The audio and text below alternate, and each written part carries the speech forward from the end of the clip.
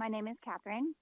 I would like to introduce your speakers for today: Anne Maltese, Director of People Insights at Quantum Workplace, and Shane McFeely, Ph.D., Lead Researcher at Quantum Workplace. Anne, you have the floor. Great. Thanks, everyone. Welcome today. As Catherine mentioned, my name is Anne Maltese, and I'm the Director of People Insights at Quantum Workplace. So I have the pleasure of leading our Insights team, which is our team of subject matter experts when it comes to employee engagement and performance management. I'm excited to be here today to talk about culture with my colleague, Shane McFeely. I'm coming to you today from a balmy Fort Collins, Colorado, where it is currently 2 degrees. And I'm excited to not just be here for the webinar, but to help celebrate Tuesday with you. So I'm sure you've seen that go viral or may know about the day. But if you don't, today is 2/22/22 on a Tuesday. So if we learned anything in the past couple of years, it's celebrate the small things. So we are excited to celebrate that Tuesday with you and talk about culture and engagement today. I'm going to turn it over to Shane for his introduction. Thanks, Anne. As Catherine said, my name is Shane McFeely. I'm an organizational psychologist. I am the lead researcher at Quantum Workplace. So I get to study ways to make work more engaging. I get to study organizational culture that we're going to be talking about today and just look for ways to improve the employee experience. I'm coming today from my home in Omaha, Nebraska, and also excited about the Tuesday thing where the date is a palindrome. It can be read both frontwards, backwards. It's also an ambigram, so it can be read upside down. And today's day also has more twos in it than a disgruntled employee's Glassdoor review. So that's exciting. That's a little HR joke in there for you. But before we get started today, let's talk a little bit about how we're going to spend our time together. So first, we're going to start by really unpacking organizational culture. We're going to try to define some terms, and then we're going to review some results of a recent study that we conducted at Quantum Workplace, really focused on this idea of organizational culture. So if you don't know, Quantum Workplace has really one of the largest employee engagement databases in the United States through our Best Places to Work contest. So this is where we collect the employee experiences of almost over 600,000 employees each year. And from this large database, we organize research panels where we are able to study in-depth and trending workplace topics.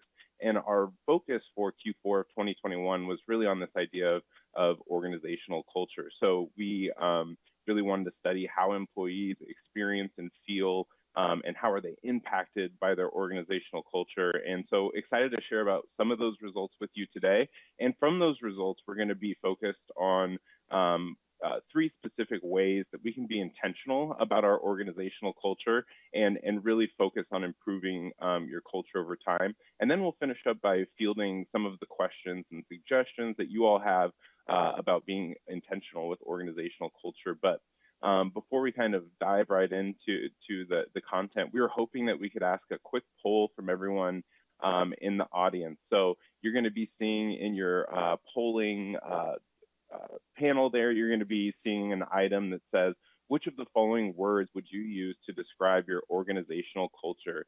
And there's several examples out there. Maybe none of them necessarily hit the nail on the head, but this is a check all that apply type item. So if you could just click by selecting in that box and hit submit.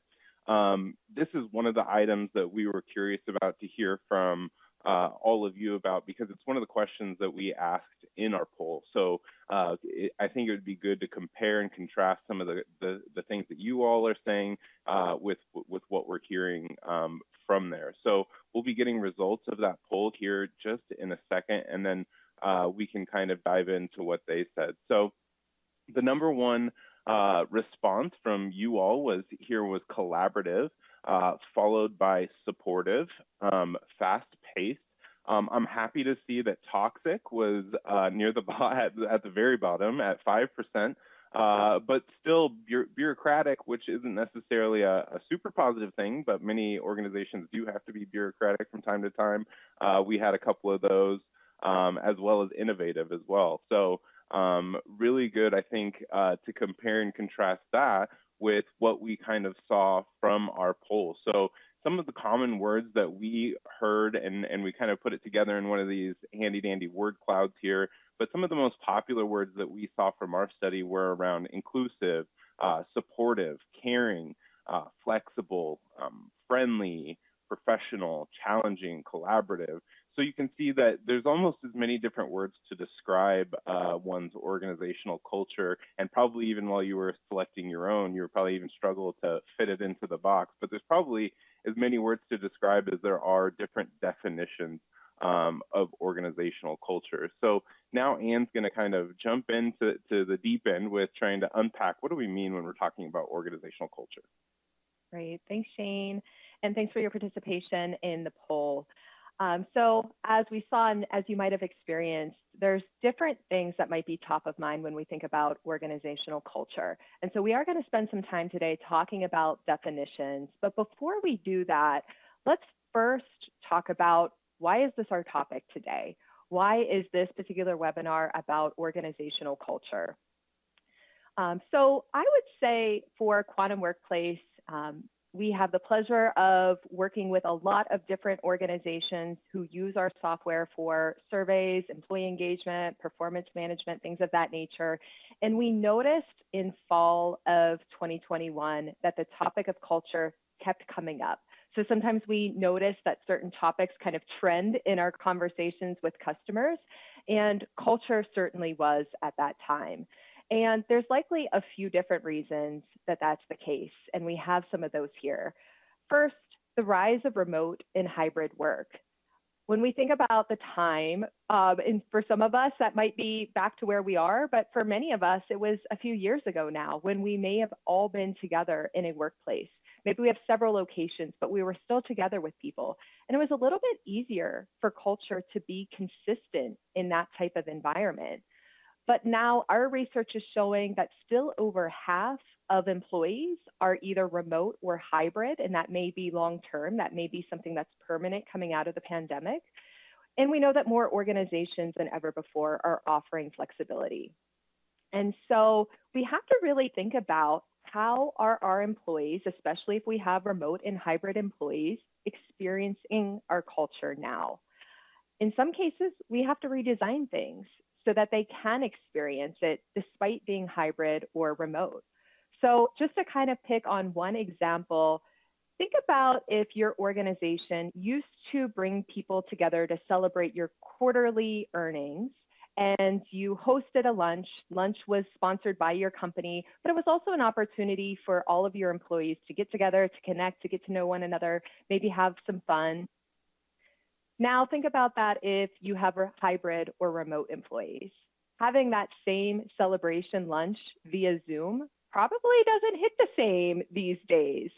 And so we really want organizations to know and to keep top of mind that we can't just virtualize everything. We can't just make our culture something that happens in a virtual environment. We have to be really intentional about that today. And so if your organization does offer remote and hybrid work, that's not enough to actually attract and retain employees. You have to actually think about what that experience is like. And so I know that's very top of mind for many organizations right now. The second reason why organizational culture is top of mind for so many organizations is the Great Recruitment.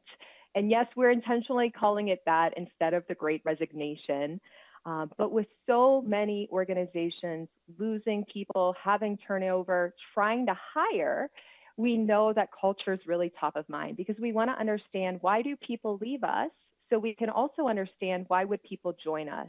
Do we need to maybe make some changes? Do we need to think about our culture or even other reasons why people would be employed by us so we can really withstand the Great Resignation and really think about it more from the lens of the Great Transformation or the Great Recruitment. And related to that, it is such a competitive labor market. I'm sure I don't have to tell this group that in too much detail, but there's still over 10 million open jobs right now. So every job that you have open, think about the competition that you have with other open jobs, and even with so many employees being open to changing industries, being open to change professions. We're seeing a lot of that in the research. And so we really have to think about What differentiates us? Why would someone choose us as a great workplace?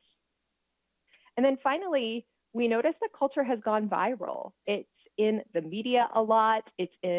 Mentioned in a lot of books these days, probably publications that we all consume. So it's really kind of common language that doesn't just exist within workplaces these days, but quite a bit outside of the workplace as well. And so with that said, here are some familiar faces to some of you and how they describe or define culture. So first, Adam Grant. If you are like me, you might see Adam Grant a lot these days in your Twitter feed or on LinkedIn. So I joke that he is the most famous organizational psychologist among people that have no idea what that field is. He just has a way of saying things and reporting data and research that I think really resonates with a lot of us.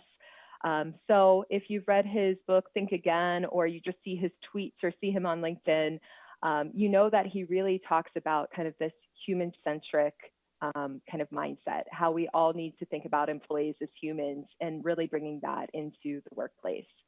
So he describes culture as the culture of a workplace, an organization's values, norms, and practices having a huge impact on our happiness and success.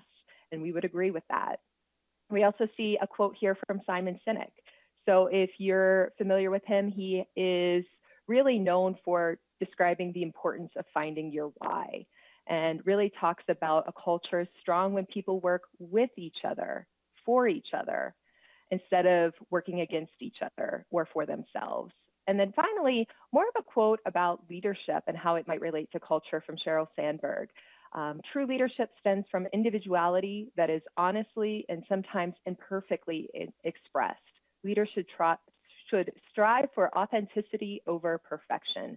So a way that we can think about how our leadership behaviors translate to culture.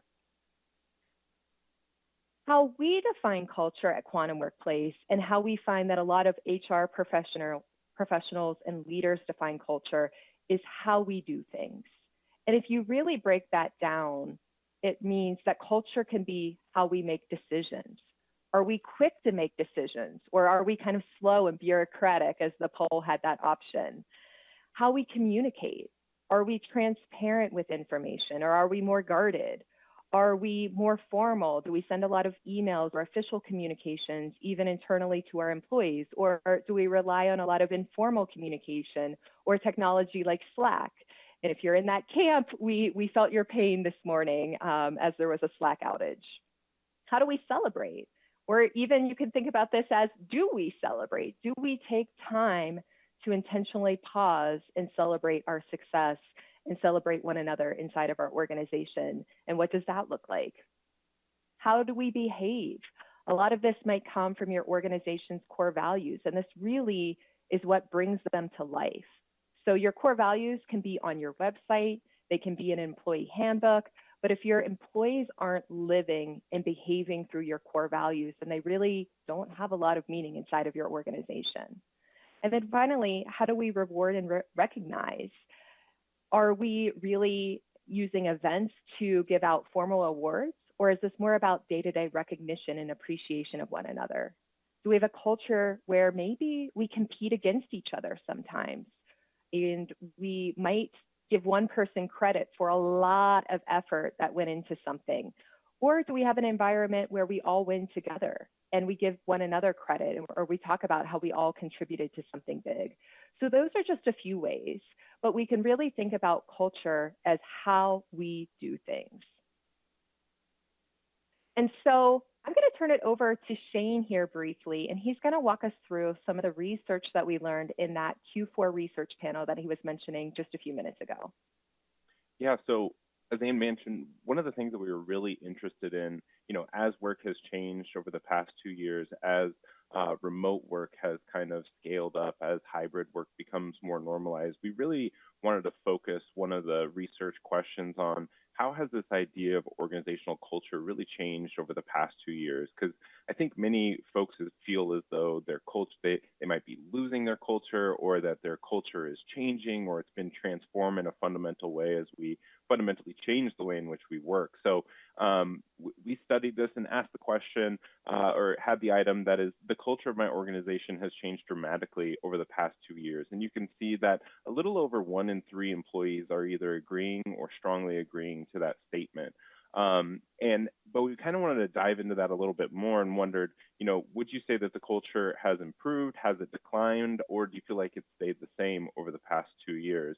And we had almost twice as many folks say that it's actually improved over the past 2 years compared to where it has declined, with, again, about a little over 1 in 3 saying it has stayed the same. I think this is interesting in that we still have a little less than 1 in 4 employees who said that it declined. So I think that this also demonstrates this idea that the workplace is changing, and maybe some of that direction is in a good place. But maybe some of that direction is looking out for our well-being and our health. Maybe some of that direction is more flexibility and autonomy about the when and where we work, and sort of breaking away from some of our industrial roots of how we even structure our work time and how we communicate about our work time.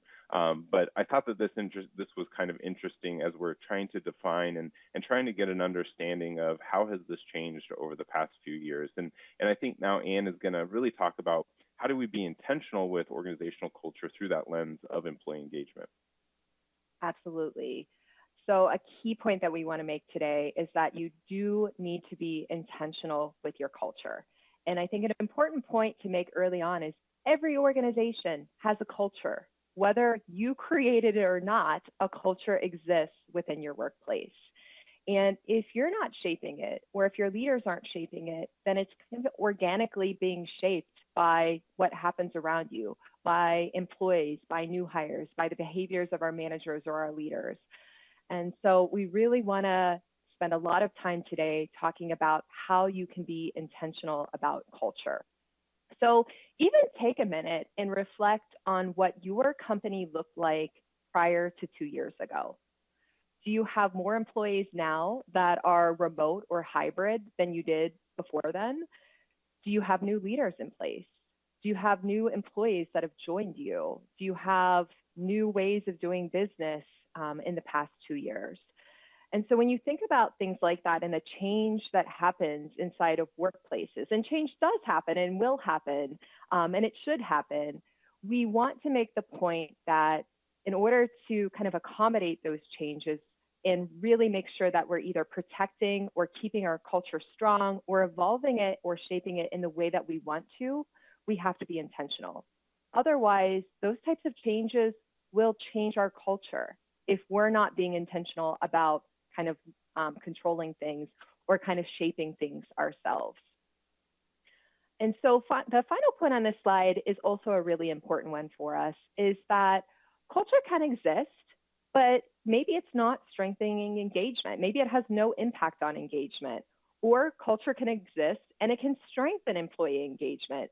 And we really believe that the best organizational cultures are ones that strengthen employee engagement.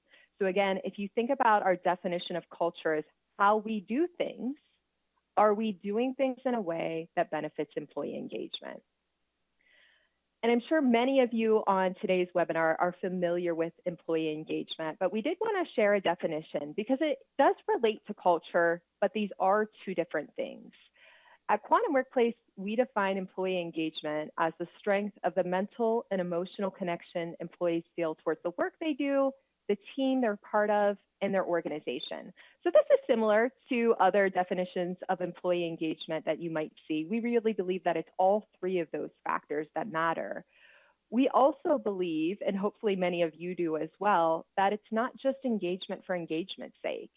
Engagement does have an ROI. So while we care about the experience of our employees, really we're investing in employee engagement as well to strengthen our business, whether that's through things like employee retention, productivity, discretionary effort, the care that we put in maybe our customer work.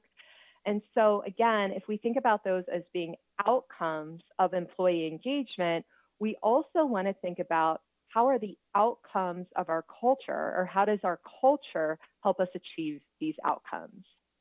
And so again, We'll spend a lot of time today giving you tips, giving you ways that you can be intentional about this so that your culture, while it may be unique to your organization, it might differ in kind of what you focus on, what you communicate, how you do things.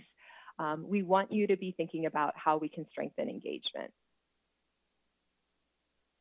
So with that, I'm going to turn it back over to Shane, and he's going to walk us through a little bit more of our research. Thanks, Anne. So one of the key research questions that we had going into our study of organizational culture was really around how do employees feel, how do they experience organizational culture, and how are they impacted by organizational culture every day? And from this concept of organizational culture to many might seem ambiguous. They can maybe be skeptical about maybe whether employees even really feel their organizational culture or whether it really impacts their motivation or their performance. So we really wanted to dive into this into our study and focus on, what are the perceptions by employees of their culture? Does it help them improve their performance? And what are those workplace activities, those kind of the specifics where employees are feeling their organizational culture most strongly. So this first slide here, in our study, we asked the question, in which of the following aspects of your workplace do you feel or experience your organization's culture most strongly? And they could check all that apply to this item. But the number one among these options was really around missions or value statements. This wasn't necessarily, I think, surprising to us. Organizational mission often signals to the employee about, why we do the work that we're doing. That's a lot what Simon Sinek has been talking about, starting with why. It's really focusing on that mission. So it's not necessarily surprising that, the why and how we do our work is related to how we do our work. So that one was interesting. Number two there was around recognition and celebrations. Again, maybe not that interesting to those on the call, but maybe a little surprising that it made it up to number two on here. Recognition and rewards programs really do signal to employees, how do we effectively collaborate with one another? What are some of those behaviors that are aligned with our organizational culture? So again, not necessarily to see it there, but maybe how high it was, pretty interesting. Number three was our approach to employee performance. Now, this one was a little unexpected for me in terms of how frequently this one was marked as where they feel their culture most strongly. But I guess managing employee performance has really been one of those great ways to signal, how do we do the work that we do around here? What are some of those key performance indicators that I need to focus on in order to have high performance? And so your approach to employee performance and the conversations that your people leaders are having with their teams, that can really signal to those employees, what are those performance expectations and how can they reinforce what we're trying to do with organizational culture? Some of the options on this list that I thought were kind of surprisingly low maybe here was around rituals and norms at 37% there. Many definitions of organizational culture sometimes include, the rituals and norms around the organization and some of those behaviors at the organization. So I was a little surprised to see that one a little low. The other one that I thought was pretty interesting here was physical workspace. It was at the bottom of our list. It was an interesting one to me there at 28%, and I wish I could know what this would look like maybe almost 2 years ago and see, has that fallen in rankings over the past 2 years, and would we see that maybe being more reinforcing just a few years ago? I think another takeaway from this graphic is that employees experience their culture through a multitude of aspects of their workplace experience. So if you're not really being intentional in many of these, and hopefully those ones towards the top of the list, you're really going to struggle to build that culture that you want and build a culture that's going to be engaging to employees. The other research question that we really wanted to understand were what are these perceptions of organizational culture and how does it help improve performance, but also how does engagement play a role in these perceptions? So in our study, we asked respondents kind of a series of items to understand how highly engaged employees differ in their perceptions of organizational culture compared with those who are not highly engaged. So highly engaged employees were almost twice as likely to say that their organizational culture is very strong. that they have a very positive culture, and that their culture is impacting their work and behavior every day, with almost 80% of those highly engaged folks either agreeing or strongly agreeing to those statements, compared with those who are not highly engaged, a little bit sub 40% there. And when it comes to employee retention there on those bottom two items, highly engaged employees were more likely to cite culture as why they would want to continue to work for their organization compared with those who are not highly engaged.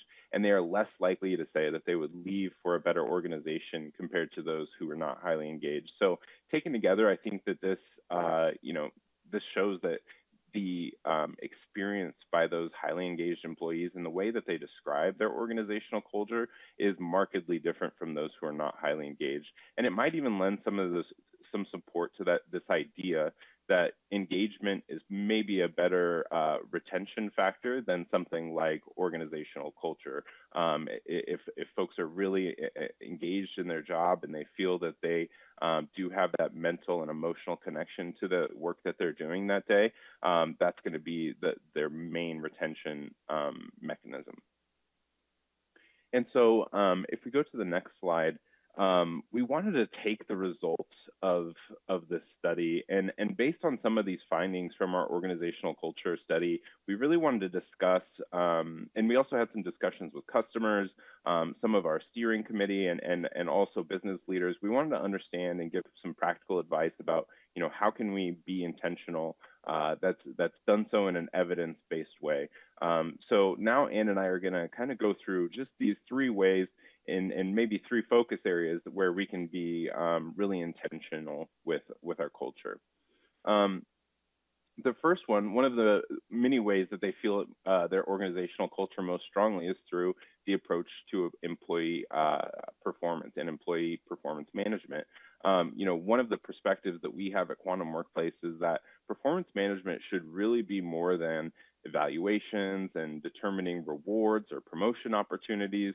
The goal of your approach to employee performance should really be aimed at improving motivation, boosting employee engagement, and improving on subsequent performance based on that feedback. In a previous study that we conducted, we really focused and found the top 5 drivers of performance management drivers, the drivers of employee engagement. So these are items that have the highest correlation with employee engagement. The number 1 here was the top driver. If I contribute to my organization's success, I will be recognized. This shows the power of the engaging power of recognition for employees, and recognizing, what are their contributions to your culture? What are the contributions to the organizational performance? The second driver here was that my performance was evaluated fairly. So this shows really the importance of removing bias from your process, being able to improve performance evaluations, being able to improve the way in which our people leaders are able to have those discussions with their teams, so that it's done so in a fair way and being transparent about what we're trying to evaluate here. Number 3, the third driver there, was really about creating this effective feedback loop from your manager in order to improve performance over time. This is one of the ways in which folks are motivated to improve their performance over time, is being able to get feedback from those their team leaders, but also others within their organization, on their team, and just perfecting their craft. The fourth driver is really around goal alignment. So aligning individual goals with those team goals, and those team goals with our organizational goals. And it kind of just shows that we're sort of all rowing in the same direction. Finally, that last driver there, around feelings of empowerment and autonomy. Do employees feel that they can own their work and decide how their work gets done each day? And really, it's this approach to performance management that it's not only going to boost employee engagement, but also going to be the ways in which they feel your culture. So if they know that this is the way, the performance expectations for your culture, this is one of the ways in which you will signal that. So just to give a few design tips for success here. So our takeaways are really to first create a culture of feedback and listening. This is where your employees can really learn how to improve their performance over time. It also makes it very clear about what are the expectations for me in my role, what are the expectations for me as a team member on the team where I sit, and how do I contribute to the organization over time. The second here, empower your people leaders to have more continuous conversations. We previously conducted another research study about performance management practices, and we found that employees actually prefer that frequent check-in with their manager, their people leader. So more than 1 in 3 employees actually prefer weekly meetings with their managers. So it's about empowering your managers so that they're being able to fulfill this need that employees have to kind of constantly have feedback, or consistently maybe have feedback on their performance. As I mentioned before, goal alignment, I think this is one of the ways in which you make sure that, again, we're rowing in the same direction, but also a way in which we know that employees are focused on mission critical tasks and projects. And that's what really is kind of the thing that is going to engage folks, is at doing meaningful work. It's not really going to be about some of the rewards and some of the other things that we think make up culture, but it's really about having a contribution to really meaningful work. Ensure that your performance practices are fair and transparent. The ways in which you can do this are not that difficult. It's moving, it's being able to utilize multiple metrics whenever possible. It's ensuring that employees know how their performance is being measured, what are some of the KPIs that are specific to my role, and what are the expectations for those KPIs. And I think, it's also important when you're talking about these metrics and removing biases, is talking the transparency of the how and the why. Why is this a key performance indicator for my role? Why is this something that we're trying to boost, and how does it help us kind of really get to our mission? And finally, start with where you're at today. Don't feel like you need to do everything at once. I'm probably preaching to the choir here about trying to bite off small bites here, but focus on small changes over time and slowly improving those practices. And that will ensure that your approach to performance management is going to be implemented with fidelity. If you give people leaders 20 different new things to do, you all know that it's probably none of them are going to get done. So focus on the one thing that you feel like is going to have the biggest impact, and don't feel like you need to change it all at once. And Anne's going to discuss a little bit of the next sort of focus area for being intentional with culture. Great, thanks, Shane. So the second area that we want to talk about and also give you some practical tips to take back to your organizations is trust and leadership. And so again, when we looked at our research, we really saw that employees experience culture by a lot of things that kind of come from them from the top. And even beyond that, we asked in that panel study, who is responsible for creating and shaping your organization's culture? And while some of us might believe that any of us or all of us should contribute to the culture, this is really more about who is shaping it, who is being intentional about what our culture looks like. And you can see from the results here that clearly it starts from the top, whether it's our leaders and our managers. Really, that is where our employees are looking to see who's shaping this, what really matters here. And so again, if we think about the definition of culture being how we do things, you can think about leaders and managers. Where do they invest their time? How do they invest their time? What do they talk about? What do they prioritize, or who do they recognize and reward? So really, that sets the tone to really help employees understand what our culture looks like so that individual contributors can participate and be a part of that culture. Human resources can create resources, just as that job function applies, or help train, or really help onboard people and help advertise what our culture looks like to maybe new hires. And then that can translate to results, whether that's our board of directors or customers. So yes, we all do play a role, but when it comes to being intentional about it, we really want to think about kind of what starts at the top. We also wanted to look at some research to bring this to life a little bit more. So this research is from Quantum Workplace and tracking a particular survey item beginning in 2020, January of 2020 through summer of last year. And the survey item is, I trust our senior leaders to lead the company to future success. And so while we might see kind of a lot of stability here, when you really zoom into this, we can see that perceptions of trust and leadership spiked in 2020, especially from April 2020 to April 2021. And when we think about the calendar and what was happening at that time, that was really the thick of the pandemic and the thick of a lot of employees either working from home or our on-site essential employees really having to work differently with different protocols.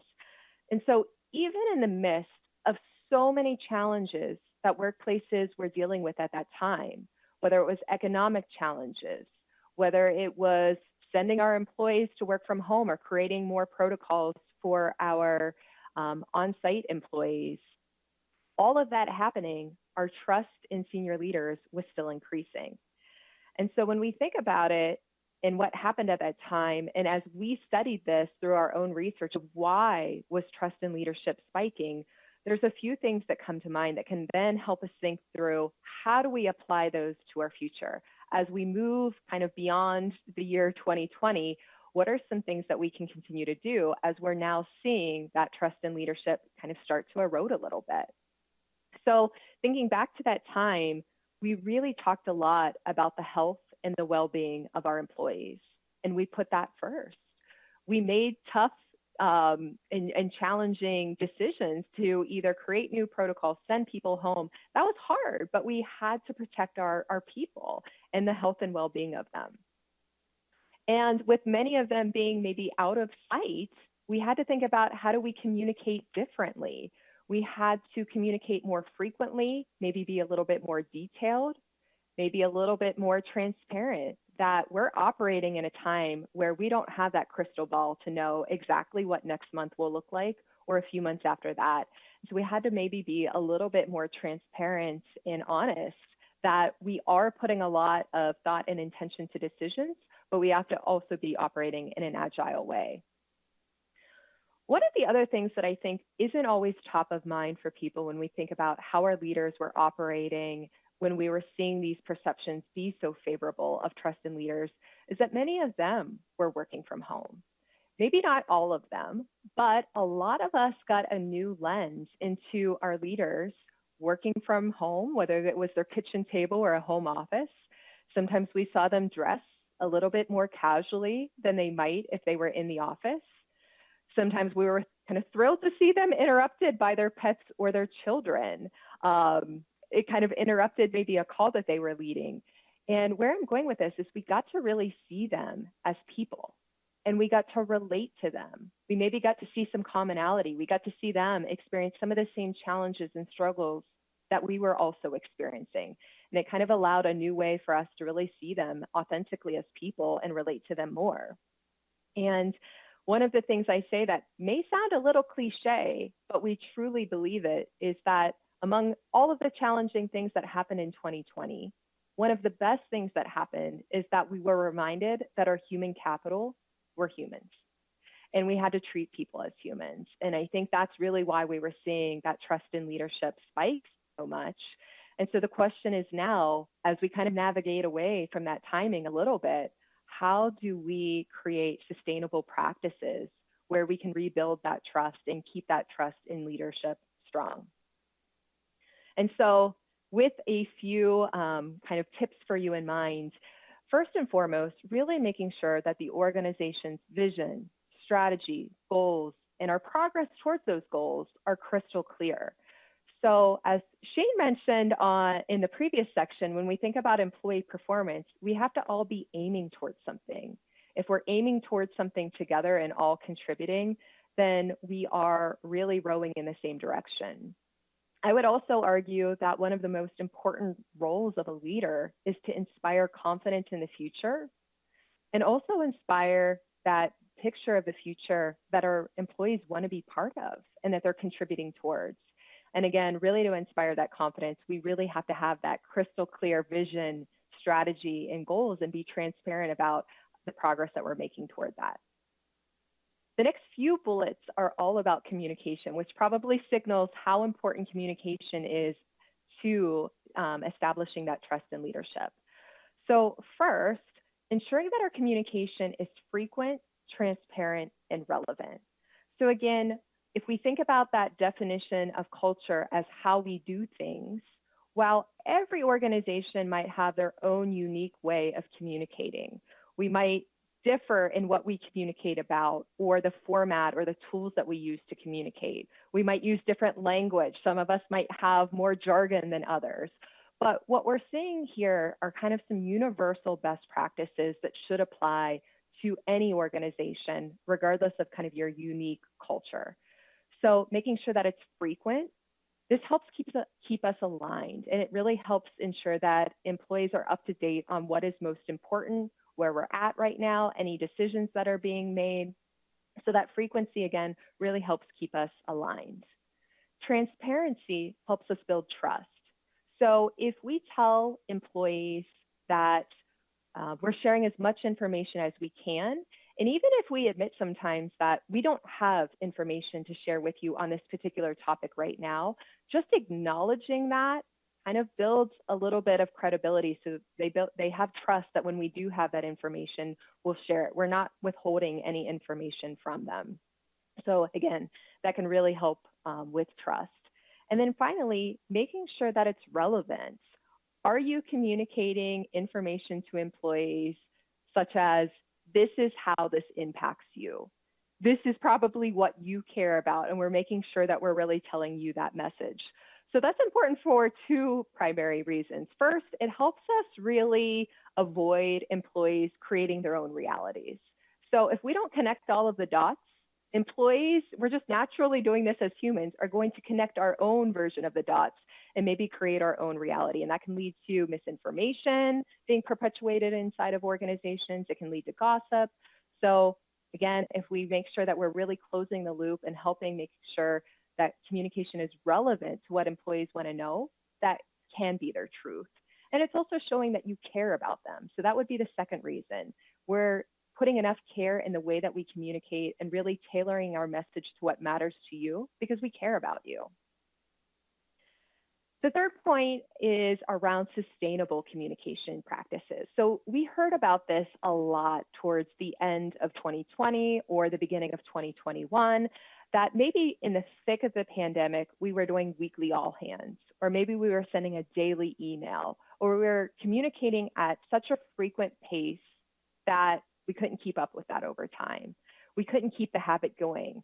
But we saw in our research that a lot of employees were thinking communication, our perceptions of communication were as best as we had ever seen them in that time. So while our habits weren't sustainable, now we have to think about how do we redesign something that is effective in the eyes of our employees, but it's sustainable, which, a lot of thought has to go into that. But we want to continue to keep those strong communication practices going over time. The next point, also related to communication, is listening to employees. And so this is really about communication being two-way. So we're not just talking to you. We're not just telling you about things. We're not just informing you of a decision, but we're also listening to you. We're collecting your feedback. We're hearing your suggestions, and we're actually hopefully applying that feedback. But there will be instances where we can't. We might hear an idea and it's just not realistic for us. Maybe it's not top priority for us right now. Maybe we don't have budget for that. But if we can explain why in some of those instances we're not using employee feedback, it can help our employees continue to give us feedback, but maybe in a way that is realistic for us. Next, we want to make sure that leaders talk the talk and walk the walk. So again, it's not just what we talk about being important to our culture, but our actual behaviors, how we do things. And so just to use a quick example, we might talk about employee well-being being really important to us.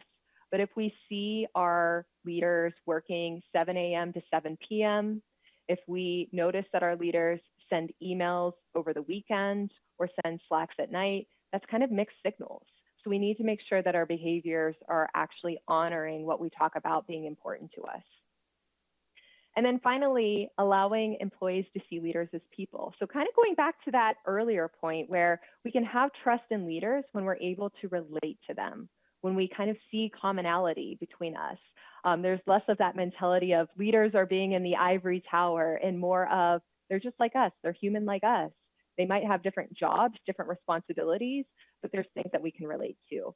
So whether that's creating opportunities like the ability to have lunch with leaders, so sometimes organizations might do this for new hires, social outings, where we're being intentional, where our leaders are showing up to social outings and we can have casual conversations. We can talk about our families and our hobbies and the things that matter to us and not just work. Mentorship programs are another good way to allow access to leaders and really allow them to be positioned as people. So a few specifics in here, because I know sometimes it's difficult for us to think about how do we foster trust in maybe a group of people that maybe we aren't.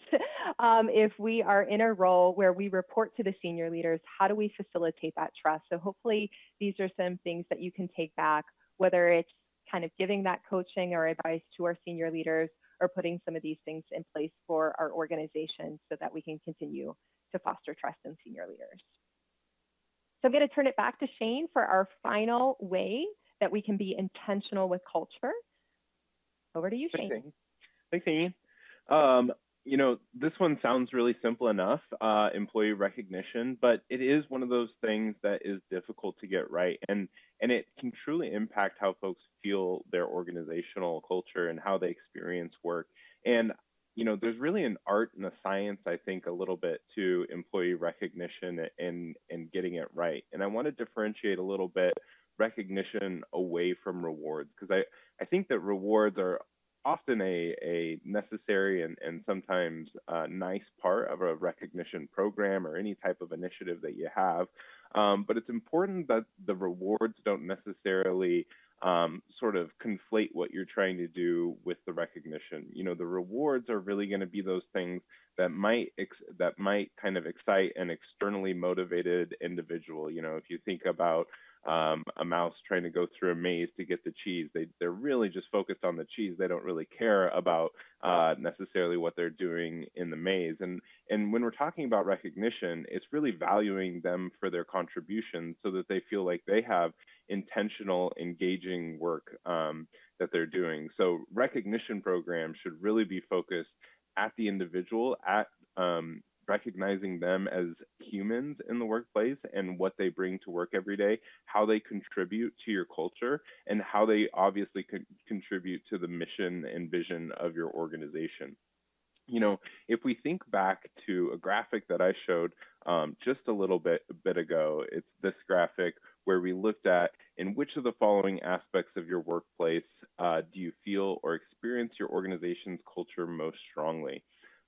So yeah, this slide here. So if we think back to this, we can almost look through here and see many in the ways in which employee experience their culture is related to employee recognition or some of those programs, or at least maybe it's recognition adjacent type concepts. So recognition and celebrations at number 2, but your approach to employee performance is certainly part of that recognition system. The way in which we do projects or the way in which we work together as a team to, you know, encourage each other to perform at our best. That one was on there. Benefits and perks, you know, as I said, you know, those rewards can be a part of that recognition system, but it's important that it doesn't overshadow the recognition there. And then our rituals and norms, you know, you might argue that all of these are either an outcome of or influenced by the way in which we recognize folks for their contributions to the organization. And really one of the problems with employee recognition is that we get really intentional sometimes and we really focus on recognition. It might be at the beginning of a quarter, at the end of a project, but it tends to fade away over time and we start to forget. We start to say, gosh, I forgot to, you know, the daily type of recognition, if you will. I forgot to recognize Anne for helping me on the webinar yesterday, or whatever that might be, making sure that it's intentional, it's timely, and it's one of those things that we're doing consistently over time. And that can really be difficult as we get busy, as large life events come up. But I think this next slide is pretty interesting because we looked at, again, another trended item here. If I contribute to my organization's success, I know I will be recognized. And this is data from our Best Places to Work contest. So this graphic in and of itself probably includes about almost probably 1 million responses to this item. And so you can start to see that when the pandemic first hit, maybe there in the spring of 2020, we started to see a little bit of an increase in that perception.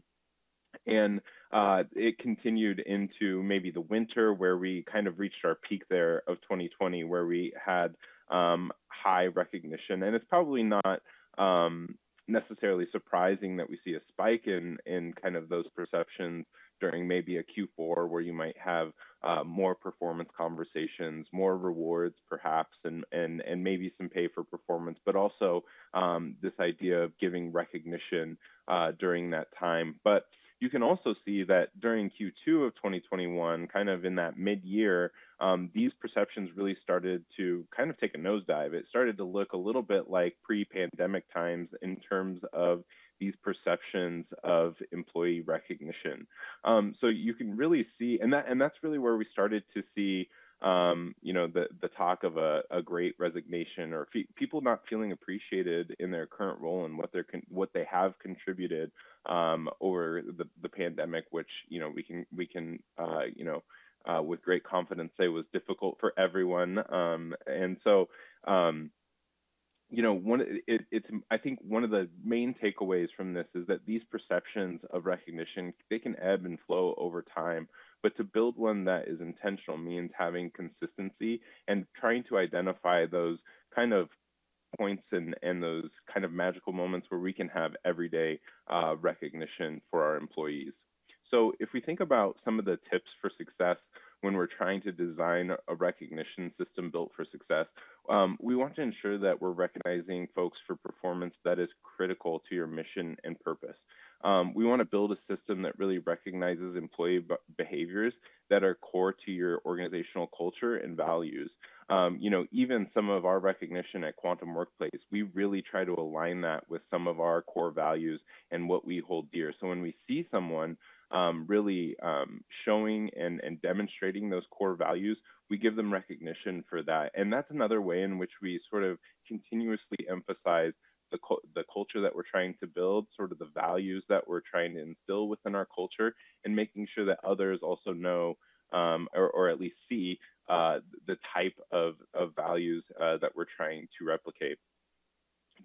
We want to focus on authentic recognition that really makes folks feel valued, feel welcome, feel appreciated, and feel human, feel as though that they're an individual that is unique and contributing to your organization. It shouldn't just be about the distribution of rewards, as I say. That will be great in the short term for maybe some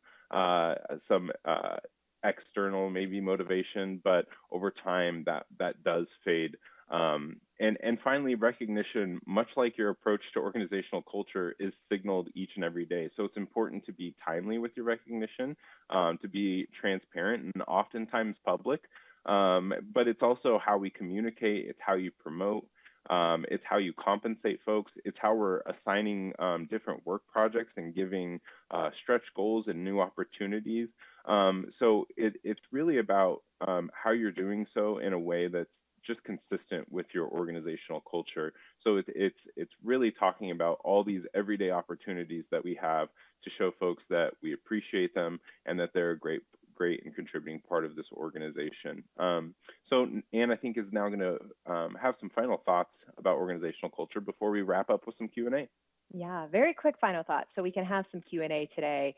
We really just want to reiterate that culture does matter, and we need to be intentional about our culture. And with all of the change that's taking place right now in the workplace, now is the time to be very intentional about that culture, but also to make sure that how we do things really benefits us in a way that strengthens employee engagement. So while culture and engagement aren't the same, they do relate. And again, we can really think about how do we aim creating a culture that allows us to have an engaged workforce where we can retain our employees, where we see great performance, where we can have a great impact. So we're going to turn it over to some questions right now that you all submitted. Just a few notes with us that there will be some follow-ups to this webinar. So you can see kind of the website there where you'll be able to download an infographic. The webinar slides and recording will be there, as well as one of our most recent research pieces, which is our Employee Engagement Trends Report. And then a little bit of information about Quantum Workplace if you're not familiar with us. But while we're looking at this particular slide, we'll start to read some of the questions that came through. I know we have about 3 minutes left. The first one is, how do we create a unified culture when the majority of our workforce are essential workers, while support functions like HR, L&D, et cetera, are remote or hybrid? This creates kind of a new paradigm in culture management. And I would agree with you. It's difficult and it's easy to create kind of an us versus them mentality in a workplace like that, but it's reality. I would say from the research and kind of what we're seeing and experiencing, for these types of organizations, it's really important to lean into the things that unite these different functions. So hopefully that can be your mission. Hopefully that can be kind of the organization's vision, mission, values, those things at the top. So we may all contribute to them differently. We might literally show up differently to contribute to them, but we're all unified by that. So the more that we can communicate, all feel that we're part of it, and all realize how we are important in that endeavor can be a way that helps unite those different types of populations. And I see a question here from Catherine Pillsbury that says, did the survey show what level management versus employees reported declined versus stayed the same versus improved? I suspect perception is different based on level. That's a great question, Catherine. That is one that we did look into with this idea of how has your organizational culture over the past 2 years. One of the findings from that are that those that were executive and director level positions, they were more likely to see that there has been a big change over the past 2 years. And by and large, they describe that change as being positive in nature. They describe it as it's been a positive over the past 2 years when we compare it to maybe individual contributors and sort of that first line management level, where they're a little less likely to see that change over time and a little less likely to be quite as positive. So great question. I'm going to quickly try to address 2 questions in one. One is about how do you move the culture needle when leadership stakeholders are resistant or don't care? And another one is, how do you reconcile perceived culture versus actual culture? So one answer to that would be measure it, use data as much as you can, whether it is engagement data, exit survey data, new hire data. What are your employees saying about your workplace? And how does that also trend with retention rates, hiring rates, things of that nature? The more that I think you can equip yourself with data, it's hard to argue against numbers. So that would be my biggest piece of advice there.